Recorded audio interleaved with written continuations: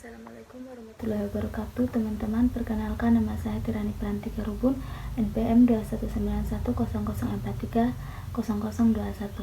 Teman-teman, saat ini saya akan menjelaskan materi yang saya ambil adalah tentang pergolakan dalam melawan Orde Baru.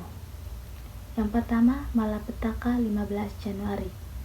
Peristiwa 15 Januari 1974 atau lebih dikenal dengan Malari merupakan suatu gerakan mahasiswa yang merasa tidak puas terhadap kebijakan pemerintah terkait kerja sama dengan pihak asing untuk membangun nasional.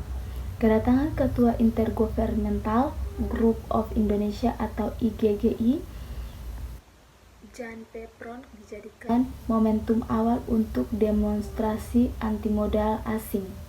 Di Bandara Kemayoran, mahasiswa menyambutnya dengan berdemokratisi melalui gambar-gambar poster sebagai bentuk kritik karena kedatangannya.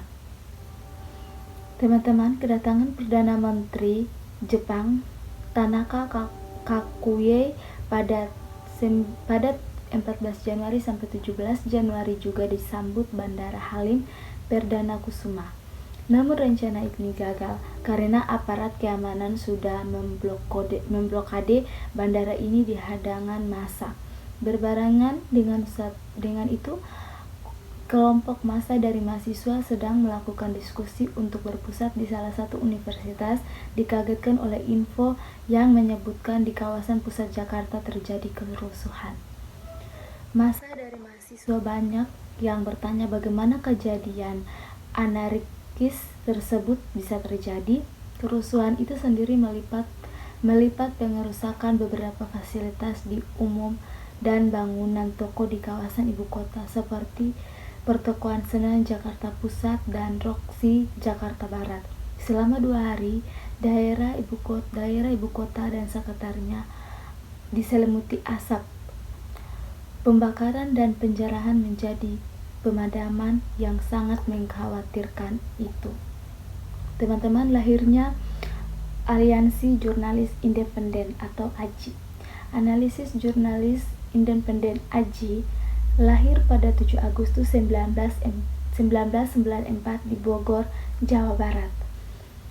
AJI merupakan organisasi profesi jurnalis alternatif di luar Persetujuan Wartawan Indonesia atau PWI.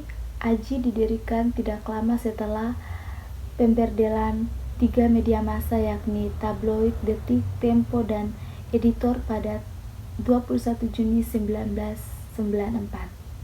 Tindakan rezim Orba membungkam kebebasan pers itu justru sudah lama terpendam, yakni membentuk wadah pewarta dan yang independen ditanda dengan pendatangan deklarasi Sirnagali.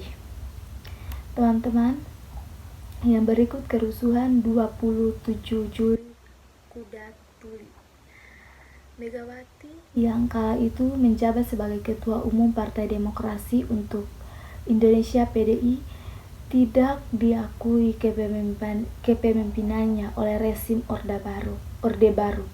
Rezim Orde Baru malah menegaskan dan mengakui kepemimpinan Soeharjadi yang menggelar Kongres Tandingan PDI pada 1996 di Medan. Dualisme di tubuh partai ini pun makin menjadi-jadi dan berujung tragedi. Pada 27 Juli 1996 itu menewaskan dan menghilangkan sejumlah pendukung Megawati. Ratusan orang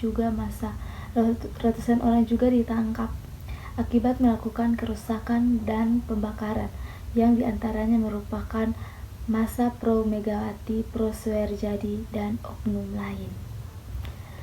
Teman-teman, yang berikut adalah kerusuhan tahun 1998.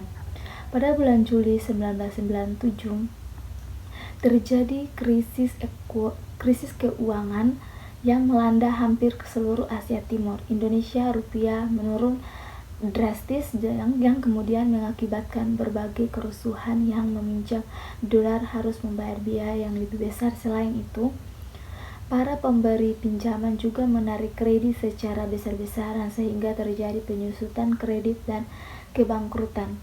Kepentingan masyarakat pun kian bertambah saat terjadi kenaikan harga bahan makanan. Tanggal 12 Mei 98, para mahasiswa mulai turun ke jalan Parmen dan hendak berangkat ke gedung MPR atau DPR. Melihat segerombolan mahasiswa di depan kantor tersebut membuat aparat polisi menghadang laju mereka. Setelah itu terjadi perundingan antara pihak polisi dengan para mahasiswa. Kesepakatan yang dicapai ialah para mahasiswa yang melanjutkan aksi untuk rasa mereka ke MPR atau DPR. Saat para mahasiswa sedang membubarkan diri, tiba-tiba terdengar suara tembakan dari arah belakang barisan mahasiswa. Para mahasiswa pun dengan panik segera berlari mencari perlindungan dengan masuk ke dalam gedung-gedung kampus. Teman-teman, sedikit pukul 17.15 itulah situasi di kampus sangatlah mencengkam. Beberapa korban jiwa juga berjatuhan, salah satu adalah 4 mahasiswa Trisakti yang tewas karena tertembak. Keempat mahasiswa Trisakti tersebut adalah Universitas Trisakti dan krisis finalis Asia 1997. Inilah yang menyebabkan terjadinya kerusuhan Mei 1998. Kerusuhan Mei 1998 terus berlangsung sejak 13 hingga 15 Mei 1998. Buntut dari peristiwa kerusuhan Mei 1998 adalah lengsernya Soeharto dari jabatannya sebagai Presiden Indonesia pada 20 Mei 1998.